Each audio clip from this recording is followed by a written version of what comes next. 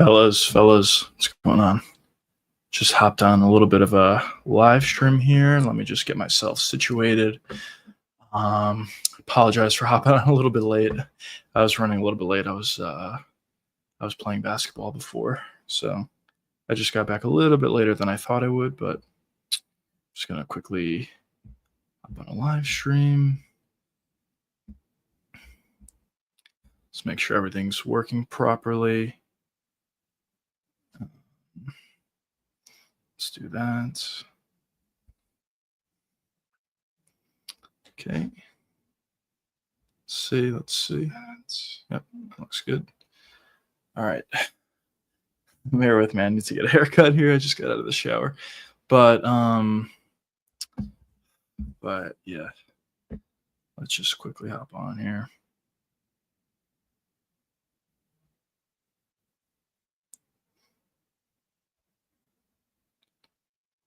All right, fellas. Without further ado, what's going on? Welcome back to the live stream. This is part of our daily live streams, or during the week at least, where we do live stream every single day during the week, 8 p.m. Eastern time. Today we're a little bit late, 19 minutes late, but nonetheless, we have some things to talk about for sure today. So let's, without further ado, let's dive right into it. So the first little thing I want to touch upon, and we'll get into a little bit of a reaction video after this that we'll talk about. But the first thing that I wanted to talk about is this: the UFC is going to Qatar for the first time ever. I'm sure they're going to stack that card from top to bottom. I'm sure it's going to be a pretty good one. This is going to be in November 22nd. So that's something to look forward to, something interesting. And really the good part about this is it's not in the Apex. Let me fix my screen. Sorry. It's not in the Apex. So that's the most important thing. So that's good. The next little thing that I wanted to touch upon is Charles Oliveira. He actually had a little bit of an interview where he talked about a couple different things about his fight. And he was talking about Ilia Topuria. He was the hardest hitter that he went up against. Guys like Poirier, guys like Gaethje, and even Michael Chandler were all able to knock him down, yes, but none of those guys were able to knock him out the way that Topuria was able to. So this was just him talking about that a little bit. He was also talking about how he thought his game plan was completely off going into this fight versus Topuria. And if you guys watch some of my live streams pre-fight, I agreed with what Charles said in the end. I thought going into that fight that Charles should look to be a little bit long on the feet. He's a lot longer and a lot taller than Topuria is. So I thought on the feet what Charles should have done was push kicks up the middle, utilize length, a lot of leg kicks, utilize that jab, utilize that long right straight, and just utilize his long weapons. Avoid the pocket at all costs. But obviously Charles in the fight decided to just press forward, and he kind of just ran right into the danger zone, and eventually he took a big right hand. So, it's unfortunate for Charles and unfortunate for Charles fans. I mean, I'm a Charles fan as well. So, it is what it is. But yes, he didn't really fight the way he would have liked to. But the other thing about Charles is he's planning on returning to fight in November or December. After he got knocked out, a lot of people were questioning whether or not we're going to see Charles ever again. Is he going to retire? Because maybe at this point it'll be a little bit difficult to get back to that title. But Charles Oliveira has done amazing things in the UFC, and I wouldn't count him out whatsoever. I wouldn't be surprised at all if he's able to get another title shot at 155 before his career is all said and done. So we'll see who he goes up against in November or December. Honestly, I can't even think of who it could potentially be, but he'll probably either fight in New York in November or in Vegas in December. But we'll see what happens with the rest of the career of Charles Oliveira. But definitely some good stuff, in my opinion. I think Charles is still a really good fighter. I don't think that Ilia fight is really indicative of the fighter that Charles is. I think Charles is a guy who's improving his wrestling, improving his overall game, is doing a much better job at, being a little bit more safe on the feet. The Topuria fight wasn't a great example, but some of his other fights against Chandler, his most recent fight, even when he fought Beneil Dariush, he was taking a lot less shots on the feet. And I think we saw that from Charles.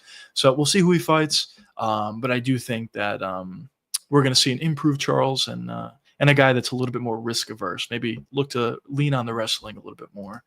Torm, what's going on, brother? Welcome to the stream.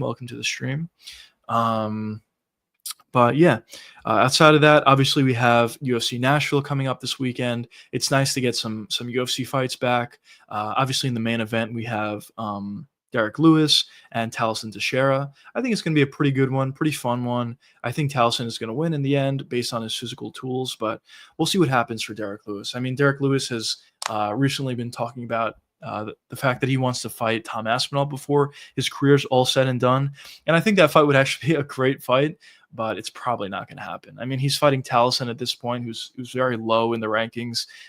If Derek Lewis ever wanted to get another title shot, he'd probably have to win at least probably 3 more fights. And who knows how many more fights Derek Lewis has left in his UFC career. So I don't think that's very likely at all, but it would be cool, honestly, to see. It'll probably be a fun fight. Tom would definitely win that fight, almost definitely. But you know, it'll be interesting. But yeah, I mean, yeah, we have some pretty good fights coming up this weekend. Let me pull up the good old card. Yeah, so we have Wonder Boy and Bonfim, Calvin Kattar, Steve Garcia, Landwehr Charrier, Petrino, and Austin Lane, and Junior Tafa and Tuxios. For Tafa, I mean, some pictures are going around of Tafa that he's in great shape all of a sudden. He's doing a really good weight cut. And, maybe he'll be better at the light heavyweight division now as opposed to when he was fighting at heavyweight. My opinion, I really don't think so. I really don't think so because for Junior Tafa, I mentioned this on a couple live streams, but he can't check leg kicks at all, and he has a kickboxing background. He can't stop the wrestling, and he doesn't hit that hard. So if he's at heavyweight or if he's at light heavyweight, I don't think that's really going to change. I don't think he's going to be that effective. Heavyweights doesn't have many contenders, so Lewis gets the on Saturday potentially next line for the title. I mean, I guess possibly if he does it in an emphatic fashion, it would be kind of crazy for that to happen, to be honest, just because Derek Lewis is on, what is he on, like a 2-fight losing streak at this point. He's moving down in the rankings. But, I mean, I guess it's possible. I mean, Taliesin is honestly one of the more sought-after prospects of the heavyweight division. And I don't think Taliesin's that good, but I think that's kind of the state of the heavyweight division at this point. But you are right. I mean, there's really not too many contenders at the heavyweight division. Let's see. Guys who could potentially get a shot next. Let me just pull this up quickly.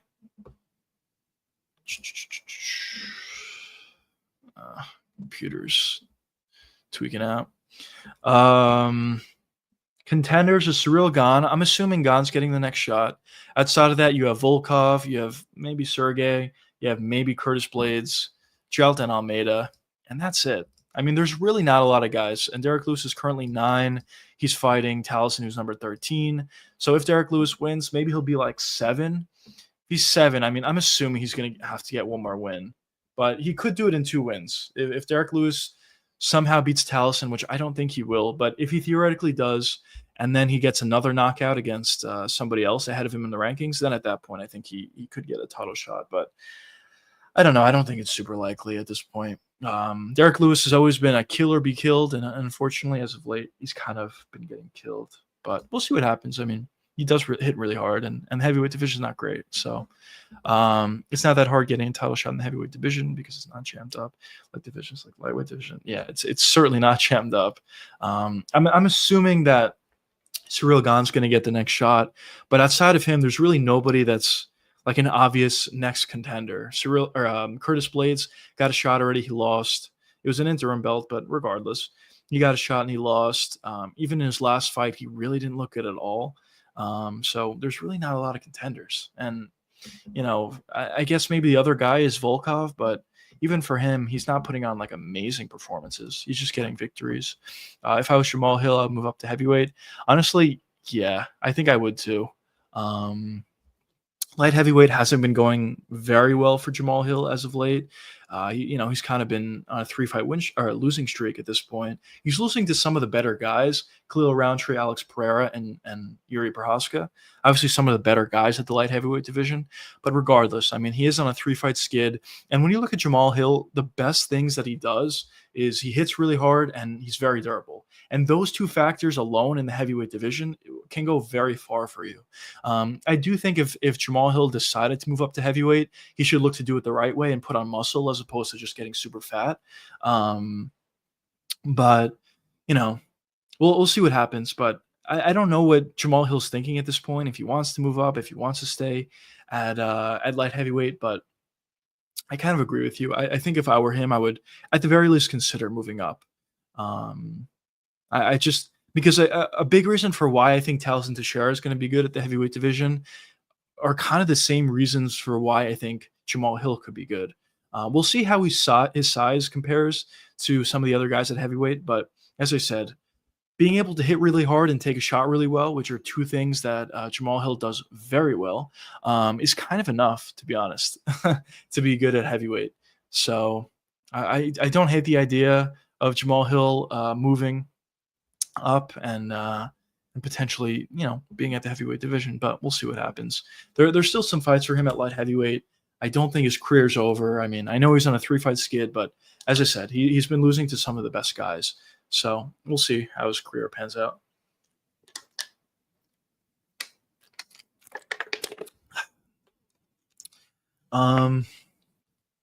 But yeah. Turan says Derek Lewis versus Jamal Hill will be good. I agree. That would be a fun fight, actually. Yeah, I don't know.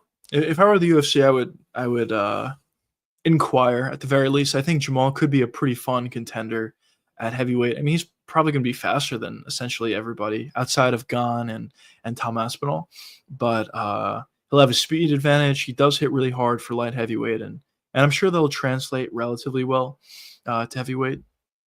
But yeah, I mean, that could be a fun fight. Yeah, who knows? We'll see what happens with Jamal Hill.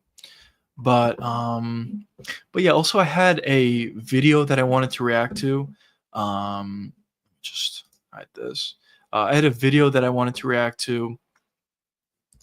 It's about sorry, let me just pull this up. It's about Paddy Pimblett's coach talking about Paddy's fight against potentially Ilia and just talking about some things. But I thought it was a little bit of a weird interview, in my opinion. I thought there's a little bit of delusion involved. But yeah, I just wanted to react to this with you guys quickly. So here we go. Let's pull this thing up. I mean, Islam for me. Sorry. New to this whole streaming thing. I completely forgot. 1 second, just bear with me, fellas. I'm just gonna try to set this up. Let's see.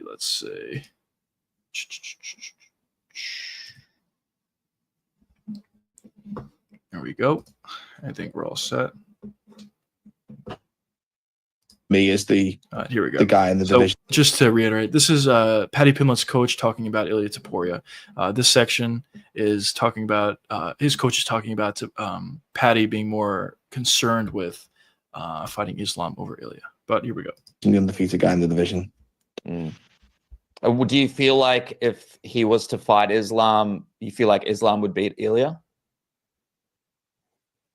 That's a different thing. I'm not talking about Islam versus Ilia. I'm talking about either them two versus Paddy, if that makes sense. I'm looking at like which fights are going to be more technically troubling. Can you sort of shed some light? Why is that? What is it about Islam that sort of you believe makes him a harder challenge? His experience in the division, to be honest with you, fighting a lot more lightweights, I would say. He is undeniably the best. So he's talking about Islam being a tougher challenge for Paddy as opposed to Ilia.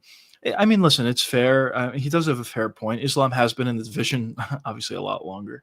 Ilia has had one fight or two fights actually at 155. But in my personal opinion, I think Ilia might be a tougher fight. Not necessarily saying that Ilia is better than Islam, which he very well may be. But, they always say styles make fights. And I believe Ilia has a tougher style for Paddy than Islam does. On the feet, I mean, Islam is dangerous, of course, yes.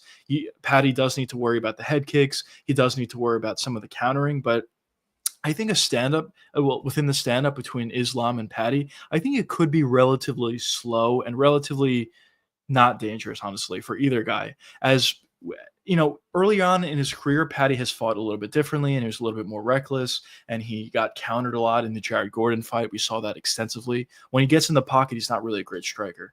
Definitely not a great boxer. But what Paddy has done as of late, which has been a great adjustment, um, um, has been he's kind of just been utilizing footwork, fighting on the outside, and utilizing leg kicks. And I don't think a guy like Islam Makhachev is really going to push a pace there. What Islam kind of does on the feet is he's kind of looking to be a counter striker out there, and honestly, so is Paddy to a certain extent.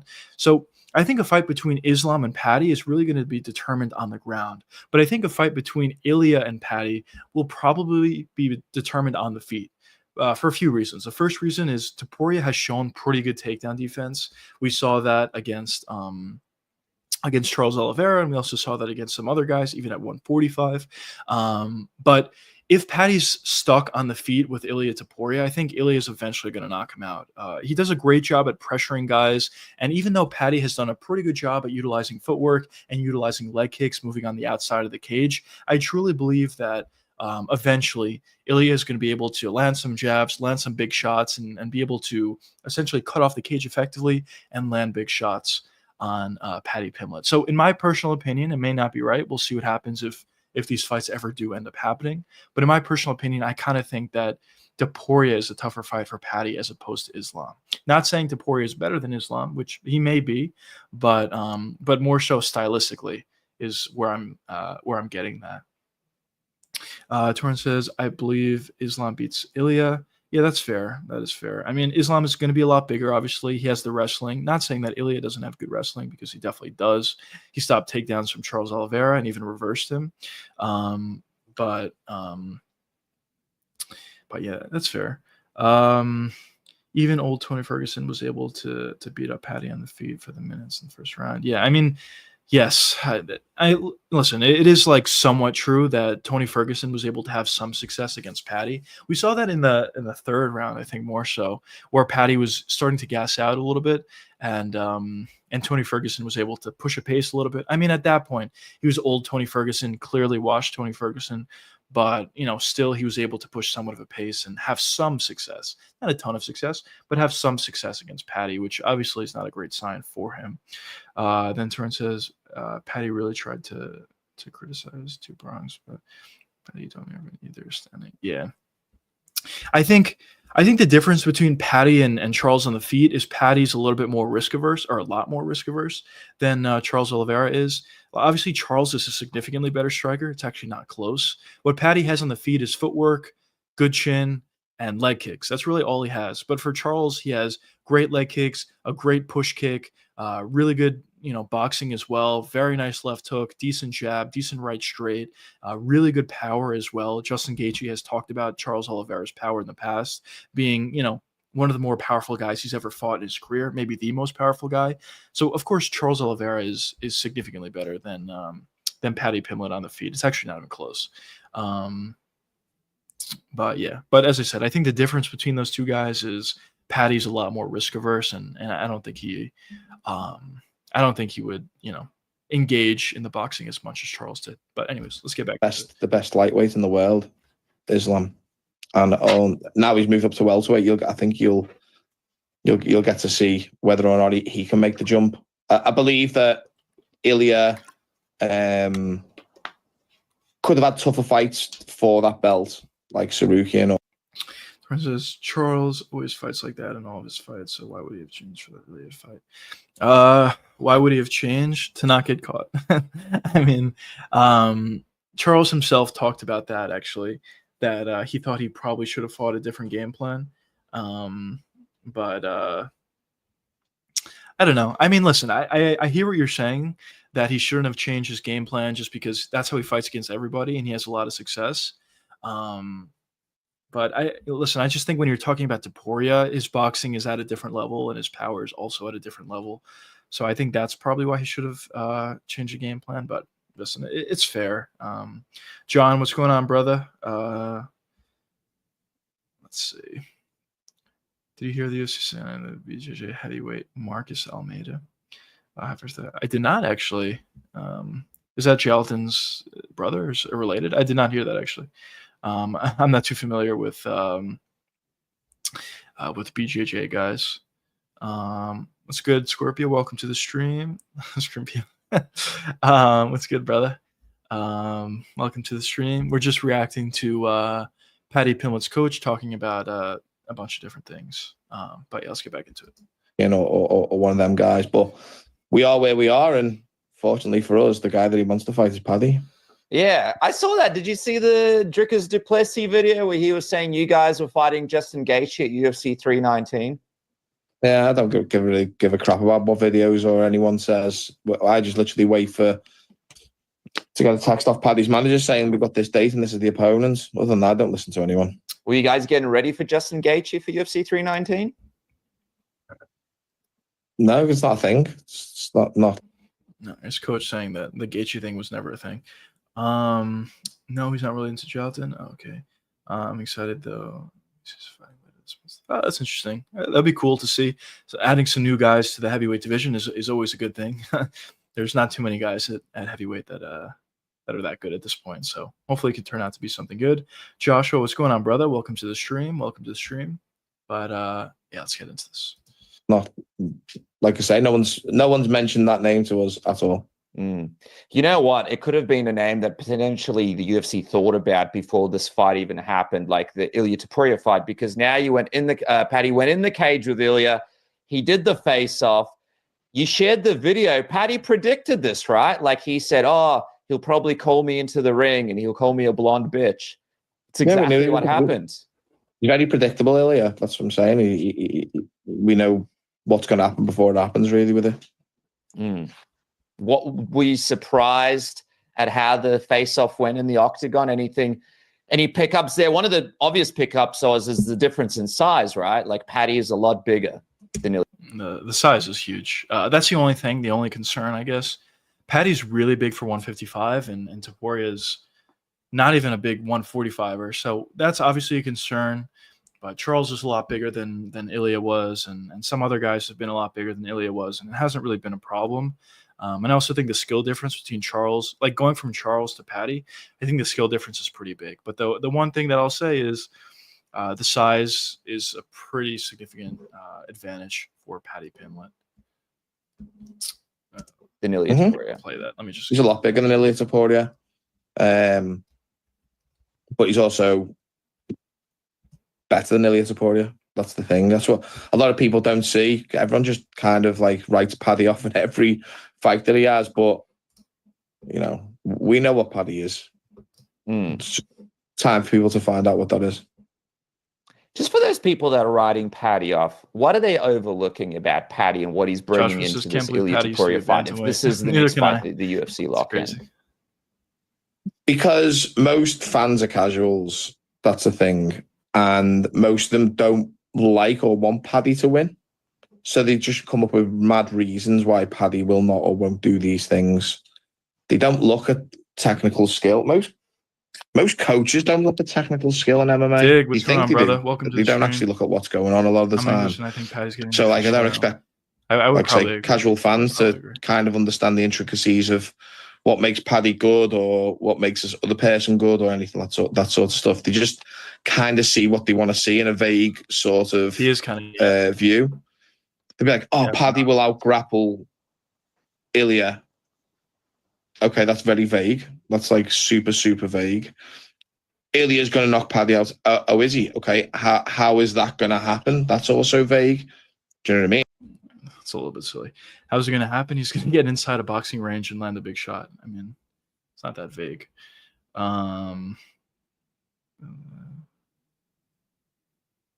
Yeah, I agree, Dig. I kind of want to see this fight personally. I think Ilia's going to win, but I want to see this fight personally just because it's probably the biggest fight they can put together outside of Ilia and Islam, at least at 155. The beef is there. Paddy has been winning. I mean, I'll give him that. He did beat Michael Chandler. Impressive performance. I didn't think he would win, actually. But he was able to win. And also, you know, the beef is there, and both of these guys are big stars. So I personally would like to see this fight get put together, but we'll see what happens. I saw the post on Twitter about Patty's last few points and a combined record of wow, that's crazy actually. If that is true, that's crazy. Yeah, listen, I don't want to hate on Patty too much or whatever. But listen, I don't know. On the feet, I mean, he's done a good job at improving. I'm not going to take that away from him. On the feet, I think he realized that he's not a great boxer. So he kind of just utilizes his footwork and stays on the outside for the most part now, which has been effective for him. But outside of that, his jiu-jitsu is legitimately very good, but I don't think his striking is great, and his wrestling, I don't think it's even that great either. Although he's making improvements on that front. Arman definitely deserves it, but we need entertainment again. Yeah, I agree. I think Arman deserves it, yes, but he kind of blew his opportunity. I mean, he was supposed to fight in January. He had to pull out for an injury, or Dana White thinks he pulled out via not making weight, or he wasn't going to make weight. So I probably would agree that he has to fight one more time. Listen, does he deserve it more than Justin Gaethje? Of course he does. Gaethje's on a 1-fight win streak. Does he deserve it more than Patty does? Also, yes, he 100% he does. Paddy Pimblett is the number 10 ranked guy or number 8 ranked guy or whatever he is. And I believe Arman is the number 1 contender at this point.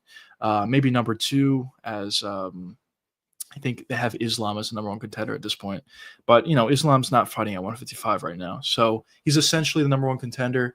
But I don't know. I agree. I think you just put the Paddy fight together.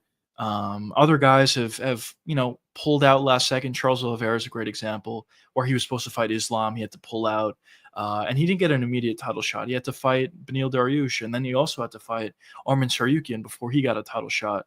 So for Arman, he's probably going to have to fight at least one more guy, and then he'll probably get a title shot. But at this point, for Gaethje or for Paddy, I personally would prefer Paddy because I don't think either one of them deserve it, but we'll see what they do. Maybe just match them up against each other, but I don't know. We'll see. Justin Gaethje put his name in the hat a few days ago. That's boring. Yeah, I mean, listen, I know for sure. I mean, everybody wants it. Paddy wants a title shot. Gaethje wants a title shot. Arman wants a title shot. All these guys are going to want the title shot. But we'll see. We'll see who the UFC decides to give it to. But yeah, I'll stop yapping. I mean, like, people just make vague statements to other people that are like, oh yeah, I see what you mean there. But realistically, they have no weight in what they're saying. So like I said, I don't really listen to anyone about anything or opinions because everyone's got one. They're all different. But kind of preview what that fight looks like on the feet, because we saw so many improvements from Paddy. He looked really good against Michael Chandler. And like you said, like a lot of people are like, oh, like he'll take the way that he wins is if he takes Ilia Topuria's back. But on the feet, how would you see that the exchanges go against Ilia Topuria with Paddy Pimblett? Well, obviously, I see them going in Paddy's favour because otherwise we wouldn't be training the way that we train to kind of take him out. But I mean, for example, you can look at Paddy's last few fights to see that his distance management is like greatly improved. You can see that he's right. He's actually right about this. A lot harder, and I've got to give a ton of credit to the person that probably doesn't get the most credit for that, which is Ellis Hampson from the gym. Ellis is like one of the best striking coaches in the world. He understands perfectly how to get the best out of Paddy and the things that need to be worked on. And we've been working very hard on him, and it's showing in all his fights. Everyone's saying, how can he improve so quick? How does he get better so quick? Well, like I say, he is a student of the game. He's one of the hardest workers in the sport. Sure. Don't let the little bit of weight gain after a big fight make what you think about him. All fighters do that. Just Paddy's more public than a lot of the other fighters, so you see him more. Is it just me, or has he in the last fight, looked like he really grew into his frame? Like, he's always been big for the division, but physically, how much stronger do you think he might be than Ilia Topuria if they do fight next? Over the years, we have helped tens of thousands of patients for pediatric, geriatric. So Paddy's strong, but he has other physical attributes that you don't know about until you feel him. I'm not going to go into what they are here, but I reckon Paddy's the sort of person where someone will come to spar or fight him and be like, bah, I'm going to do this to him. And then when they're in, they're like, wow, I couldn't do anything to him. He just was all over me. Okay, there's like different types of strength. Dig, by the way, I think there's probably about a 90% chance you're right. Just because, is Paddy better than Charles? No, but he's going to be a little bit more risk averse, or a lot more risk averse on the feet. He'll utilize footwork. He'll utilize leg kicks. He'll stay out of boxing range at all costs. And yes, I do agree with you. He does. He's bigger than Charles, probably, and he definitely has a better chin than Charles does. So I think you're almost guaranteed to be right. To be honest, that he'll last longer than Charles Oliveira. But I don't think that means he's better than Charles. But I think he will last longer. But yeah. And then people don't kind of understand that. You have like isometric strength. You have like just like raw muscle strength. There's a lot of different types of strength that people have, and what is this guy talking it's not about? just weight strength. Okay, otherwise the guy that lifts the most weights would be the best grappler or the best wrestler. Okay, it's not like that. Like people have different. It's crazy. He's been knocked out before. Different physical attributes that make up how someone feels when you're grappling with them or when you're striking with them or whatever. Dude, it's interesting as well because both guys have a bit of history. Obviously, they got into. That was a weird answer. He asked him if Paddy's gonna be stronger than Ilia, and he's like, "There's different types of strengths." All right, but is he gonna be stronger or not? It's kind of a weird answer. To a little while back, how far ago did you guys start looking at Ilia Topuria as a puzzle and start sort of get ready for him? Is this now going to be when you really start getting into the game planning and figuring him out? Because I get a feeling from you that you've sort of been keeping an eye on him for a while now. We've already done it. We already knew this fight was going to be coming about. Once Paddy broke the top 10 and Ilia talked about moving up to lightweight, we were already expecting this to happen. So we've already been watching and working on it for a while. The best thing for us is watching him fight more against lightweights. You know, Charles is a great one for us because he shows you kind of what not to do in a lot of fights. So like I say, with the Chandler fight, we watched Charles fight Chandler, and then we used a load of stuff that Charles didn't do in that fight that he should have done, and used that to make up the victory in the last one. So we just watched Charles fight Ilia now, and there's a lot of stuff you can see in the fight that you shouldn't do against Ilia. So like I say, we learn. Listen, he's yapping a little bit, but he's kind of right. If I can be completely honest. I mean, not completely right, but he's a little bit right. Just because, you know, when you fight Ilia, but you don't need Charles to see the Charles fight to know this, but when you're fighting Ilia, you cannot go into boxing range with this guy, and Charles kind of did that. But yeah, so, and Charles kind of did that. But I don't think you need the Charles fight to determine that. But Charles does a lot of things that you probably shouldn't do, but he's been very successful with that over the years. So that's also something that could be said. Learn constantly. So you were able to pick up it was a short fight, but you were able to pick up a couple of things from that one that you can use going into this fight. Yeah, there's it's information. It's like I say, it's knowing what you're kind of looking for in terms of his weaknesses and stuff like that. You know, everyone thinks like Ilia's this like unbeatable bogeyman that's like in the division that's like you should fear him. Nobody's unbeatable, but I just don't know if Paddy has the weapons to beat him. But I don't really know what weaknesses you saw from Topuria in that fight versus Charles. I mean, listen, I'm not a coach or anything, so maybe I don't have the eye for it, but I didn't really think Charles exposed any weaknesses in that fight. Maybe you could say a guy like Max Holloway exposed some weaknesses by utilizing leg kicks and staying out of that boxing range for the first 2 rounds. But outside of that fight, I don't really know what he saw from the Charles fight specifically. Rim and all that sort of stuff. But Paddy's also fighting a long win streak, and I can tell you this right now. If you had to go and find a sparring partner that matches exactly what Paddy is and exactly what Ilia is, I'd be able to find a better Ilia than I can a Paddy. I can tell you that right now. That doesn't mean anything. Do you feel like Ilia Topuria might be underestimating a little bit of what you guys are bringing into this fight? And that is what one of Paddy's strengths is. Please underestimate him. Please don't think he's going to do these things. Please think you're going to walk through him. It's just not going to happen. Hey, in terms of timeline, what would be the ideal timeline for you guys to get this fight going? whenever Paddy's ready and he wants to do it. I think Ilia said he's ready to do it before the end of the year. Paddy will be ready to go before the end of the year, no problem. This is kind of the fight that feels like it should be in a stadium, whether it be in the UK or Spain. Do you hope that the UFC kind of capitalizes, gets a big venue for it? It feels pretty historic, this fight. I hope the UFC give it the attention that it deserves and the promotion that it deserves and the venue and the timing that it deserves, because it is a huge fight. The only other fight that anyone was speaking about for the past year has been Jones Aspinall. My bad, boy. Yeah. And obviously, that's been taken away from everyone. So everyone wants a fight now where there's bad blood. Everyone wants a fight where, like, got knocked out. I agree. You get some answers. It's probably 1-1 going. They also want a fight where they see two people that haven't lost in a long, long time fight each other till one of them loses. I think that's also the draw of this fight. I mean, yes, they have beef. Yes, they're relatively big stars. Both of them. Ilia's definitely a bigger star than Paddy, I would say, at this point. But still, Paddy's still a relatively big star. But kind of the allure of this fight is seeing guys that haven't lost in a while and see who loses. Hey, I also want to ask, obviously, Paddy's really big for the division. Do you foresee a time one day in the future, if you guys do become champion, where you move up and give welterweight a go, or do you think the foreseeable future will be at lightweight for Paddy? Paddy likes to achieve goals and set standards, so I don't see that being out of the window at all. But he's also not stupid.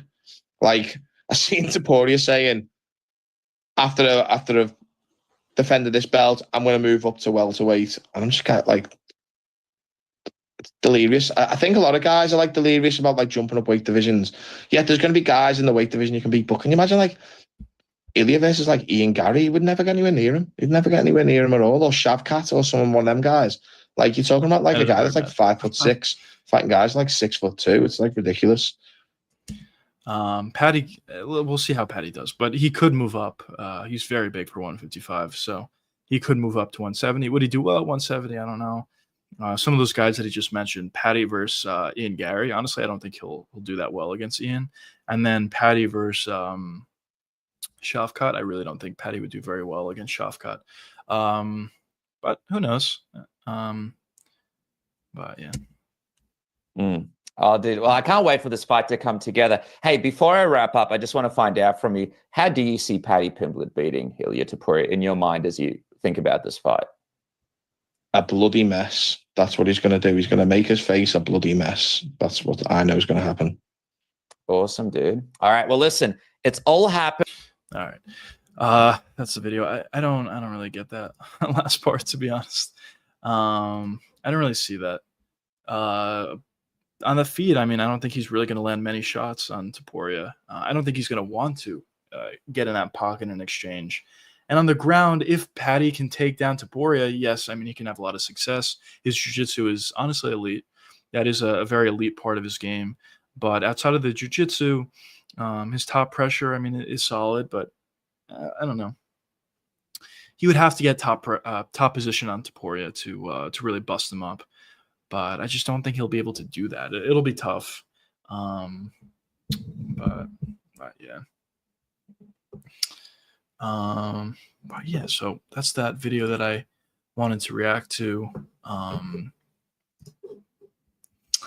You know, listen, he's Paddy's coach. He's not going to say, oh, he's going to lose or whatever. Is there a little bit delusion involved? Probably.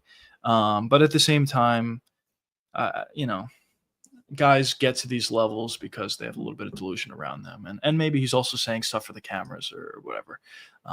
We'll see. Max said today he only plans on fighting for 2 more years. That's fair. I'm even surprised he's planning on going that long. Just because Max Holloway has been fighting forever. He's been a champion already for a while, 145. Now he's moving up to 155. And maybe he's trying to outlast Ilia Topuria. It's going to be tough for Max to get another title shot versus Topuria. So, I mean, I'm sure he would want a rematch, but I think it'll be tough for him to get it. So maybe he just wants to get a couple wins under his belt, wait for Topuria to move up a weight class or retire, whatever his plans are, and maybe at that point he'll get another title shot. But we'll see what happens for Max Holloway. I still think he's there. Yes, he did just get knocked out by Topuria in his last fight, but I don't think he's, gone or anything, or his chin's gone, or he's not going to be good anymore. I think we're going to see a pretty good Max Holloway in this fight versus Dustin Poirier, and I actually think he's going to win. So we'll see what happens in that matchup. It'll definitely be pretty interesting for sure. But yeah, what else we got here? So they're coming up. Also, Duke Bronx says he wants to fight Holloway in December, November. Yeah, we were talking about that a little bit before. But yeah, it's nice to see. Some people, I didn't think Charles was retiring, but I thought it was possible after taking that loss to Topuria. Not because Charles isn't there anymore, because I still think he is. Yes, he got knocked out by Topuria, but everybody does, honestly, that goes up against him. So I don't think that really means that he's not there anymore or whatever. I just thought it was possible that he retired, just because I think it'll be pretty tough for him to get back to a title shot.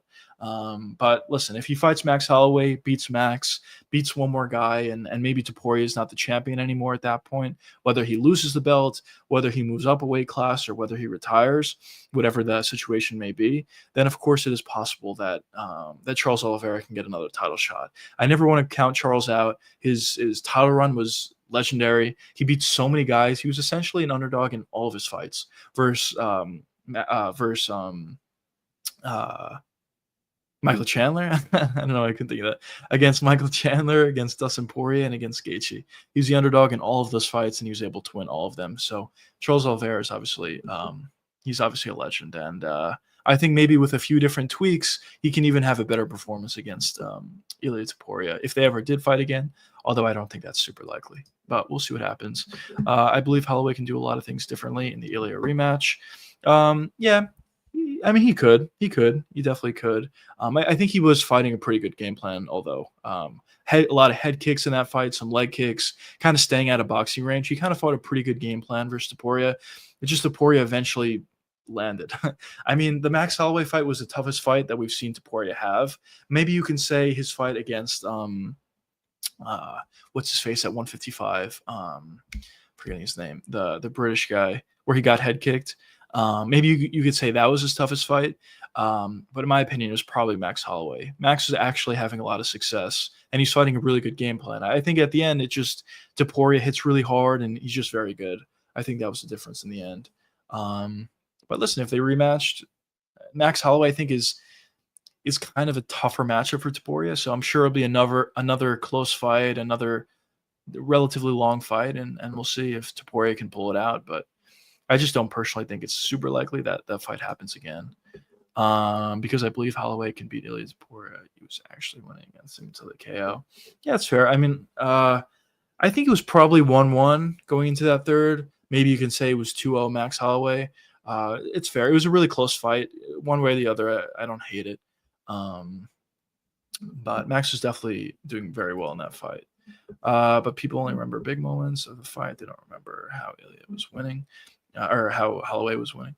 Yeah, I mean, he might have been winning, maybe. I don't remember the scorecards. Let's see. Let's see the official scorecards of that fight. Ilia Topuria versus Max Holloway scorecards. Let's see what we got here. I think it was 1-1. Oh, look at that. Here's the scorecards. It was actually 2-0 Topuria. I don't know if I would agree with that. I think it was probably 1-1, but that's what they said. Oh, sorry. Let me remove that. Sorry. It's it takes me a little bit of time here to do this, but here we go. Mike Bell had it, both rounds 1 and 2 for Topuria. Same thing with Ben, and David had it 1-1, which I would probably agree with this last scorecard. I think it was probably 1-1. But either way, it was a close fight. Max Holloway was having success for sure. And yeah, 2-0 Topuria. I wonder what fight they were watching. I mean, in my opinion, I don't think it's right 2-0, but in my opinion, it was really close. A 2-0 scorecard doesn't mean the fight wasn't close. It just means the individual rounds were close, and it could have went either way. Like a 2-0 Topuria scorecard, in my opinion at least, is not crazy. I mean, I have to rewatch the fight. I haven't watched it in a little bit, so maybe my opinion's wrong, but Watching it live, I just remember both rounds were like ridiculously close. I think I leaned towards Topuria winning rounds 1 or round 2. I don't remember which one it was. But they were super, super close rounds. So, I mean, yeah, and when you look at the career of Topuria, Max Holloway is really the only guy that had a close fight against him. Um, I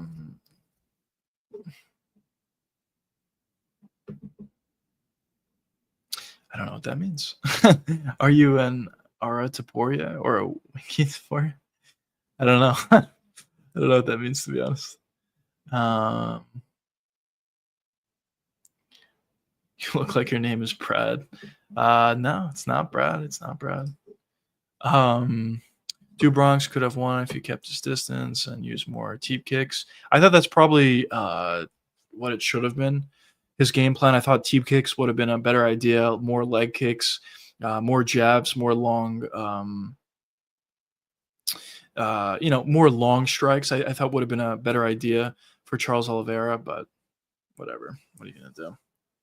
That's how the fight panned out. But listen, I don't think Charles is done. I definitely don't. I think we're going to see a lot of success out of Charles Oliveira going forward. And we'll see who he fights next. Maybe it is Max Holloway. We'll see. You look like your name is Brad now. Or is it Chad? It's not Chad. Is that a compliment or is that a diss? I don't know. Chad? I mean, I guess it's a compliment. You look like very nice. Very nice. I'm not going to read that. But yeah, not bad. Thanks, man. Have a good day. You too, man. Have a good day. Because if people actually paid attention in the first round, Do Bronx was able to win the exchange in the pocket when Ilia even landed an elbow. Yeah, that first exchange, he did actually have success. But listen, I think the power difference is there between Topuria and Charles, and also I think the chin difference is definitely there between Topuria and Charles, and I think that's kind of what it was in the end, as well as boxing technique. Have a good day, brother. Have a good day. But yeah, Joshua, what's going on, brother? Bryce Mitchell actually did good against Topuria in hindsight, and he said he was sick going into it. Yeah, he did. He had that one sequence of success where, yes, he was able to take down Topuria, I believe.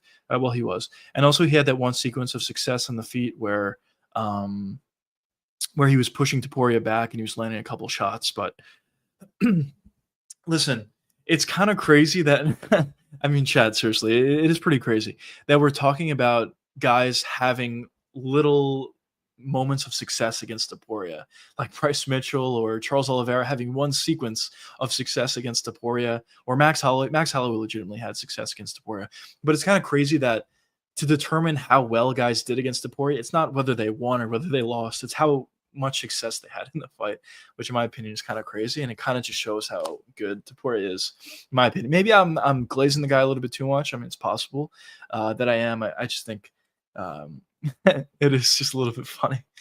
In a different universe, Mitchell is pound for pound number one. Yeah, I mean, it is possible. It is possible. I mean, if he was somehow able to beat Topuria, man, I don't know. That would have been a huge win. I believe the odds going into it was even, or maybe Topuria was a slight favorite, but it was close odds. I mean, we didn't know who Topuria was at that point, obviously, but the odds were pretty close. So that is pretty funny. It's kind of just funny how one little thing like completely changes a career. I mean, for JDM, Shavkat got the title shot against Bilal initially. Shavkat gets hurt. JDM gets a title shot. Now all of a sudden, JDM's the champion. Now we have Islam versus JDM. Like, what kind of timeline is that? It's crazy how one like subtle difference makes such a huge change. But yeah. Call me crazy, but I think Dustin can use Topuria problems on the feet. Yeah, I think he probably could. I mean, I actually definitely think he could. That inside boxing range, I mean, he can take a shot. Obviously, he does have a really good chin. So maybe he can take some shots from Topuria. I don't think he'll be able to take many shots. Not really saying that, that Dustin doesn't have a good chin. I think it's just more saying that that Topuria hits just that hard. But I think Dustin can have a similar amount of success to maybe what Max Holloway was able to do, but in the end, I still think that Topuria will find a TKO or a KO victory, and I think he'll win. But I could see Dustin giving some problems to Topuria for sure. John, what's going on, brother? Wasn't Edson Barbosa supposed to fight Ilia Topuria that one time, but it got canceled? Edson dodged a nuke. He did. He definitely did touch a nuke. But I don't know. I don't know what the game plan would have been for Ilia going into that fight. I know at this point he kind of looks to strike against whoever he goes up against, but maybe at that time he would have looked to wrestle a little bit more.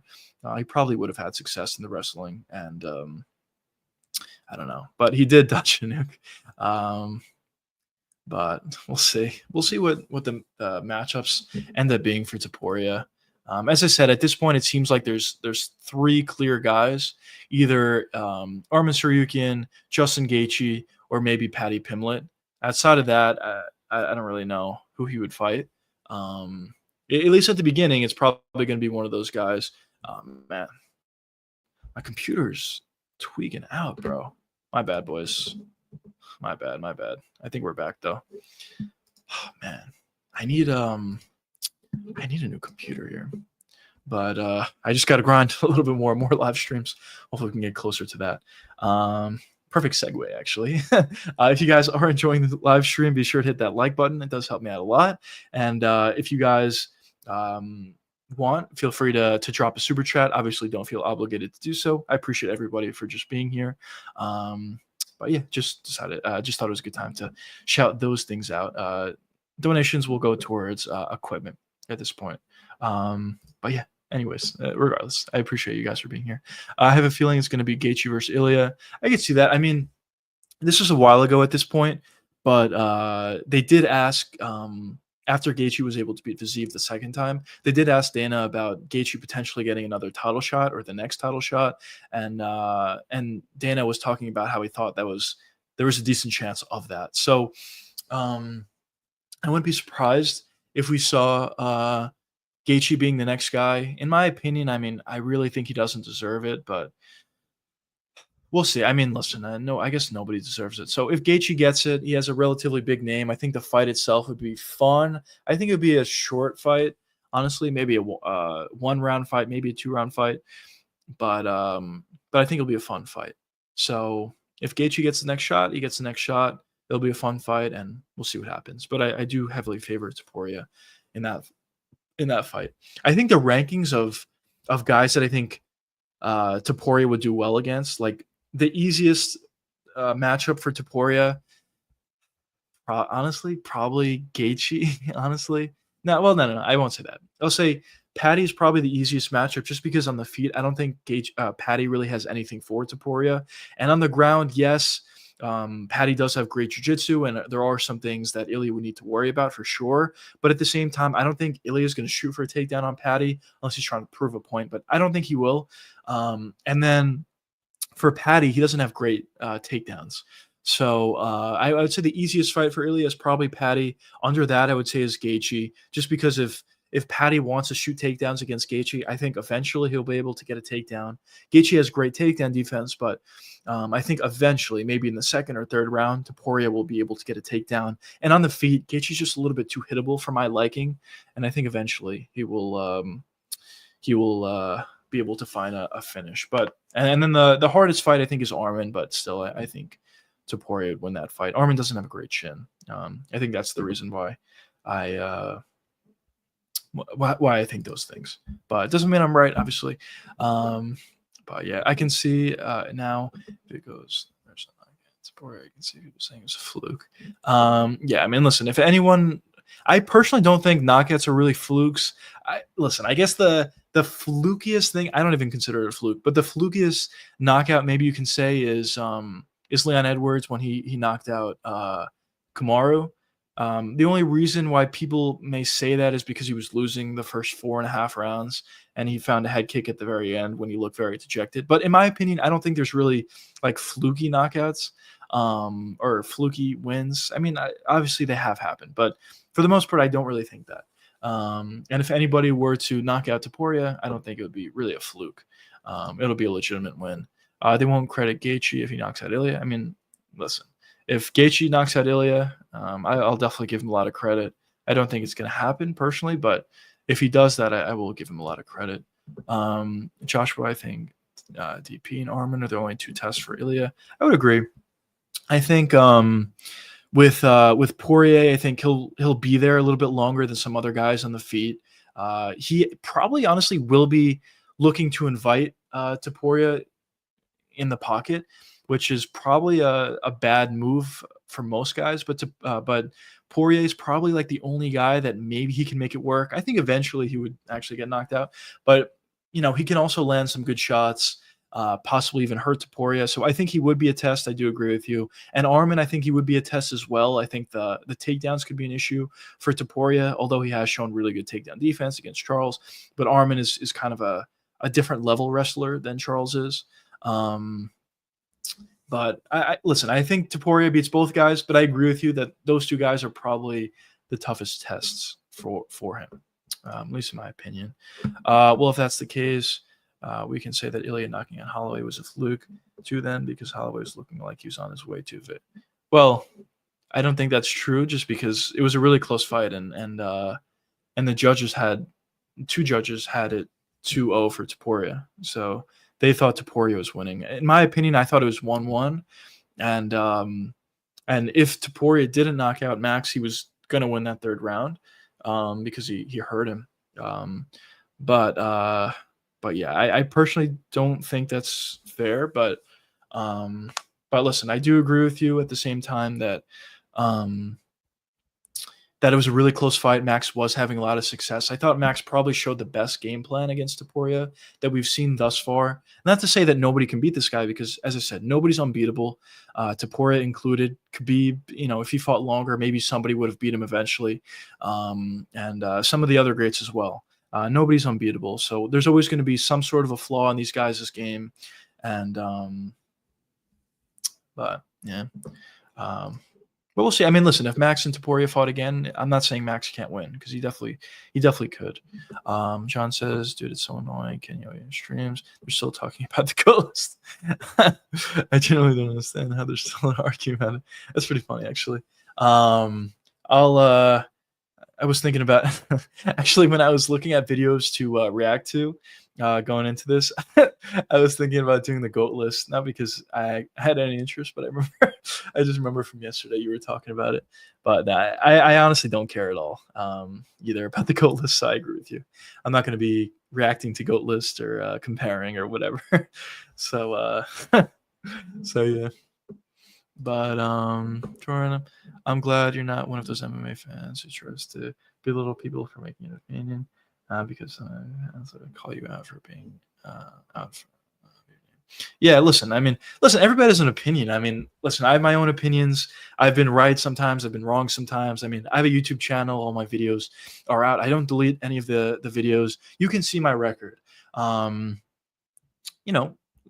Obviously, people are going to get fights wrong, and maybe about the Max thing, maybe I'm completely wrong. Maybe Max won the first 2 rounds, and maybe he was gonna go on to win if he wasn't knocked out. I don't know, but everybody has their own opinions, and it doesn't mean that I'm right or that somebody else is right. But we'll see what happens. I mean, we'll see what happens. John says, like, for over an hour, they're arguing about each rankings.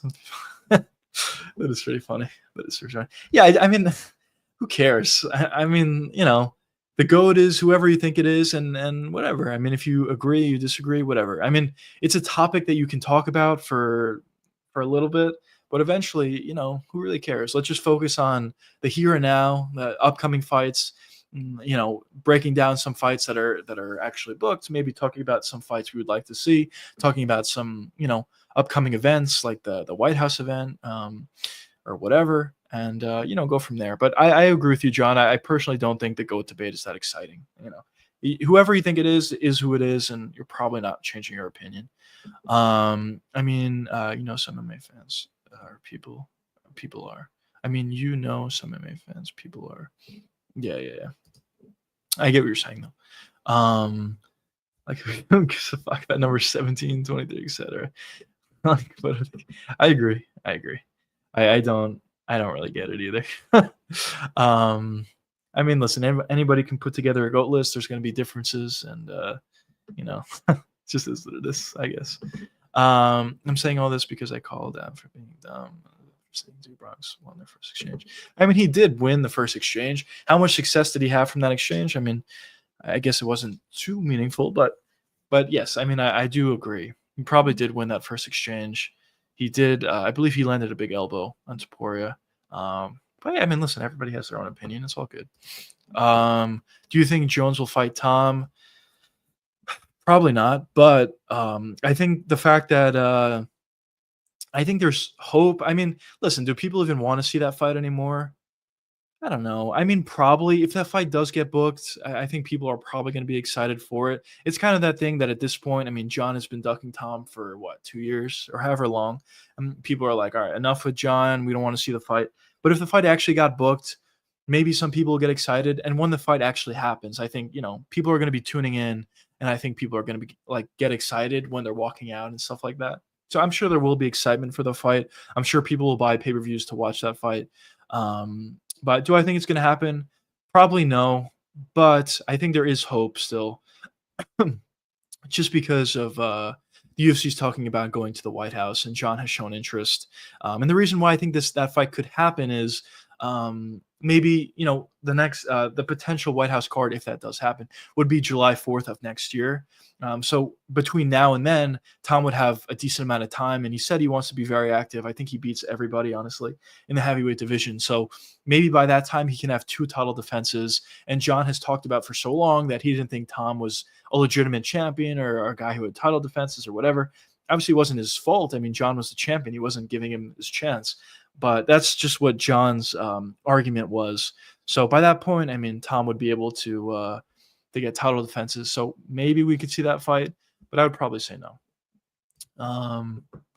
I don't think John's going to fight again, but if he does, I honestly think it's more likely he fights an Alex Pereira or Francis Ngannou over Tom, but we'll see. Maybe he does fight Tom.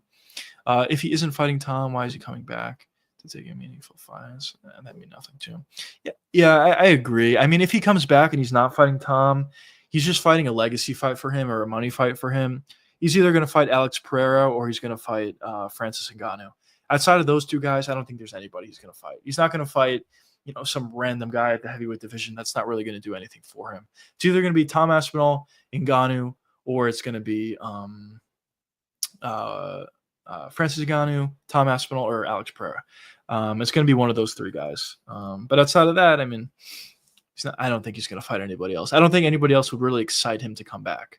The White House card itself probably is exciting, but he's not going to fight. I don't know, Sergey Spivak at the White House. Like it has to be a matchup that means something to him, or makes some money, or a legendary fight, or whatever.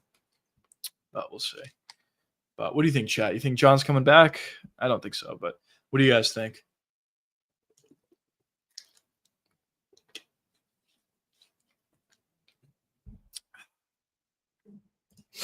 I would not be surprised if he fought Derek Lewis or Jamal Hill. I don't really know what those guys do for him. I mean, Derek Lewis has the all-time knockout record, so I guess that's something. Derek Lewis has been around for a while, so maybe that's something. But you really have to do a lot of mental gymnastics to say that Derek Lewis is a more meaningful fight than Tom Aspinall would be for John Jones. So I don't know. I mean, maybe they do end up fighting.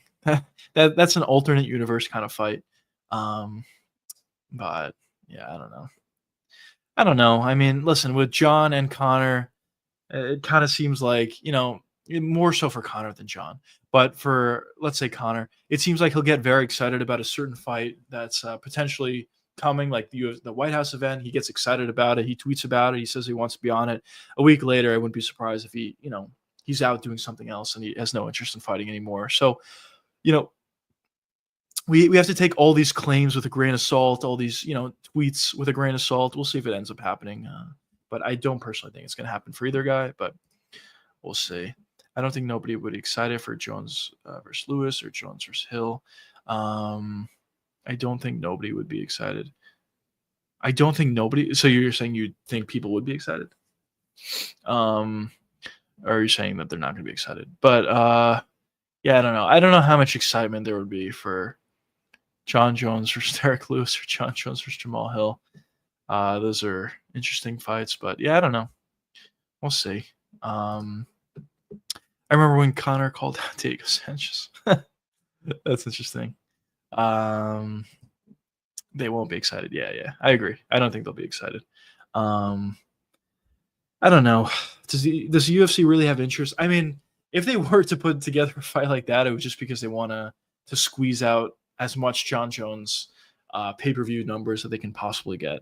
But in terms of the fight itself, it doesn't really do anything for John Jones. It does something for Jamal Hill or for Derek Lewis. I mean, it's a big name on that they would fight. But for John, it doesn't really do much for him. So yeah. Man. Promise I'm not on coke. I noticed that. Speaking of Connor, but yeah,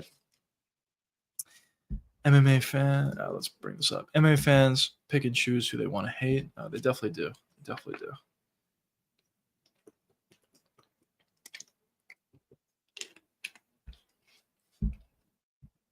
do. They definitely do. Let's see. Let's see if we got anything here. By the way, I don't know if you guys, I might as well shout this out just because we're here. I don't know if you guys saw my last video. I just posted it today. Let me just quickly pull this up. I don't know if you guys saw this video or have any interest in it at all, but if you guys have any interest in watching this fight, I kind of just break down the potential UFC White House card, and I talk about whether or not I think John Jones or John Jones or Conor McGregor is going to be on the card. So if you have interest in it, check it out. It hasn't been performing that well, so I don't know if it's getting pushed out or not, but I just wanted to shout that out just in case any of you guys would have interest and you haven't seen it. But yeah, let's see what we got here. Like Connor literally did the same thing that Jones is doing now. He ducked Tony Ferguson when Tony Ferguson was interim champ. Disputed. I never seen people say he was ducking Tony, which he did. Yeah. I think because of Connor, he has the yeah, I don't know. I mean, you're right. I'm not going to say you're wrong. You're definitely right. So yes, I guess people pick and choose. Listen. I think it's fair that people got mad at John Jones for ducking. I think he definitely did duck Tom Aspinall, but there's been a lot of guys in the past that you can say the same thing for. Maybe you could say for Connor, as you're talking about here against Tony Ferguson. But yeah, it is fair. I mean, people choose to hate one guy over the other. But yeah, I do agree with you. Let's see. What do we got here? Also, I just wanted to shout this out quickly. There's a video that came out. I mean, I could pull it up for you guys if you want to watch it. But there was actually, I'm going to pull it up. There was a video of Ben Askren that came out recently, or well, today. And it seems like he's doing a little bit better. It's a really sad situation. So definitely prayers up to Ben Askren. He had a double lung transplant. He's going through a lot of stuff. I mean, I'll bring up the video. We'll react to it, but you can really see he looks like very, very different. He lost a ton of weight. It's just a really sad situation. But I'm happy that he was able to have a successful surgery and yeah, have that same smoking Connor. To be fair, around here, yeah, I agree. That is fairness. Connor and Doc Gaethje too. Just old over the hill cowboy. Yeah. I saw that video. It was sad. Yeah. Should I even bring it up or should we not react? I'll bring it up. Let me just bear with me for a second, boys.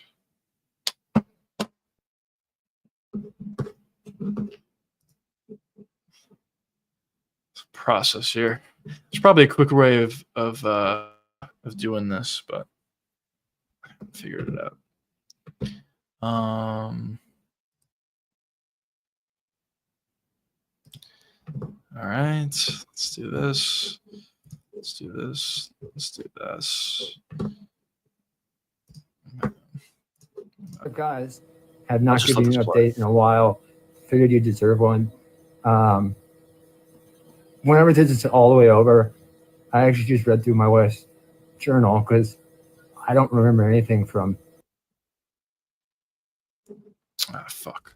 Sorry. Now I gotta go through this process. Sorry. I don't know why that happened. Oh,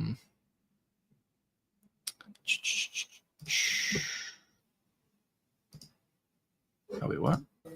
May 28th to July 2. Right. No recollection. Zero idea. No idea what happened. We'll kind of go through it all, and it's I just read through my wife's journal. It's like a movie. It's ridiculous. So I only died 4 times, right? Where the ticker stopped for about 20 seconds. That's not ideal. I don't know if you guys know that. But I got the double lung transplant. I made it out to the other side of it, gaining quite a bit of strength.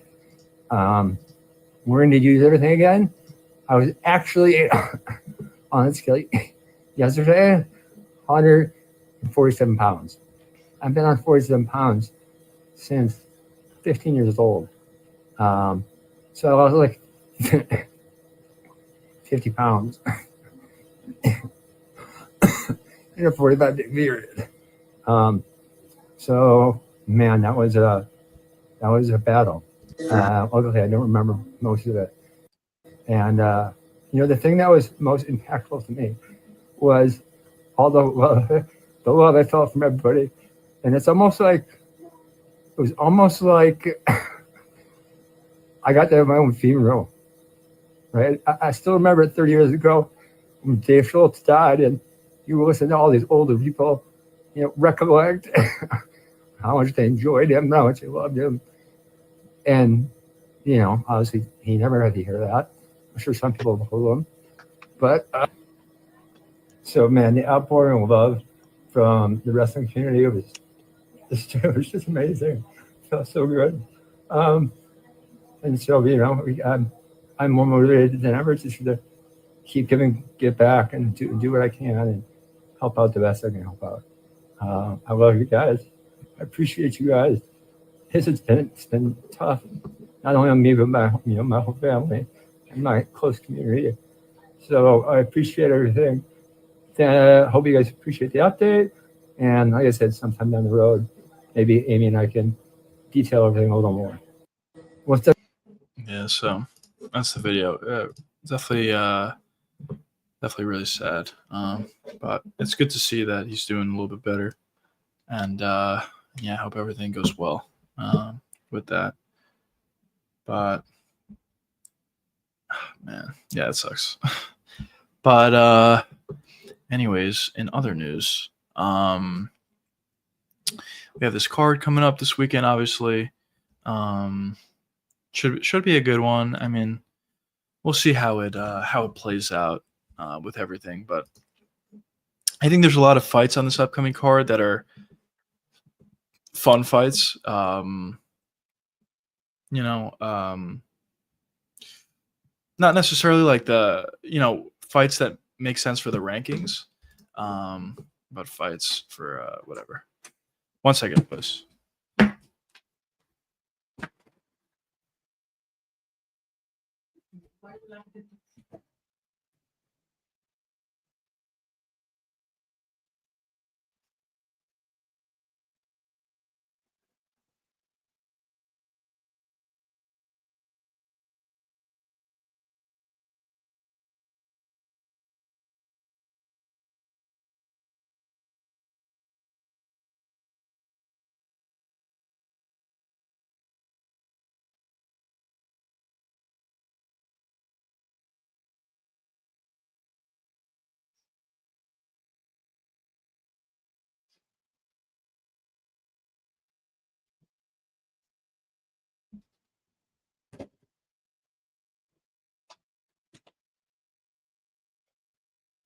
What's going on, fellas? Sorry about that. But yeah, So yeah, I mean, we'll see how this this upcoming card pans out. But yeah, man, yeah, video just got me pretty sad actually. But yeah, what are you gonna do? But anyways, I mean, we've been streaming for about an hour and a half, something like that. So if you guys have any last second questions, definitely let me know in the comments. But if not, I hope you guys enjoy this little live stream. I'll see you guys tomorrow. I mean, as I said, my live stream schedule is every day during the week at 8 p.m. Eastern time, and yeah, I'll see you guys tomorrow, and also a video on Friday, 2 p.m. Eastern. But anyways, I appreciate everybody for joining the stream and asking questions, and I'll see you guys tomorrow. Peace out, boys.